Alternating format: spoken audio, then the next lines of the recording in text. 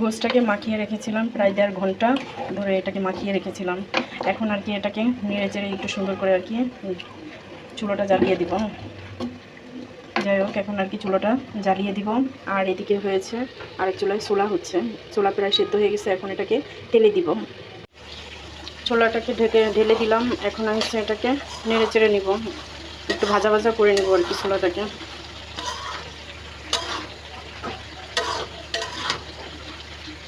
আর এক চুলা হয়েছে এই যে গোশটা আর কি হচ্ছে।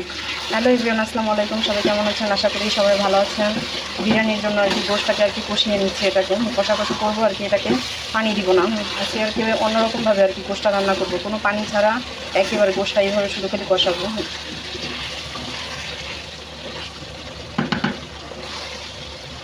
গোশটা হয়ে আসছে, এটা আর একটু আর কি জ্বালাবো, তারপরে আর কি নামিয়ে ফেলবো। আর একটু হবে এটা আর কি। এরকম হয়েছে কালারটা, অনেক সুন্দর একটা কালার আসছে। চালগুলো ঢেলে দিলাম। এখন আর কি নেড়ে চেড়ে নেব। গ্যাস নিয়ে এখন আর কি করবো, এখন ইন্ডাকশনে আর কি রান্না করতে হবে। আর গ্যাস যদি চলে আসে এর ভিতরে, তাহলে ওইখানে রান্না করবো। চালগুলি মোটামুটি ভাজা হয়ে গেছে।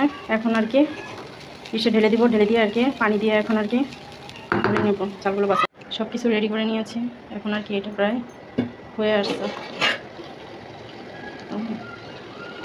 আসছে, এটা ভাতটা একটু হবে, তারপর রয়েছে গোশটা দিয়ে দিব। হয়ে গেছে আমার বিরিয়ানি। এখন এর ভিতরে আর কি বেরেস্তাগুলো আর কি দিয়ে দিব। এটা কিছুক্ষণ এখন দমে থাকবে, দমে থাকার পরে আর কি নামিয়ে ফেলবো। হয়ে গেছে আমার বিরিয়ানি রান্না করে।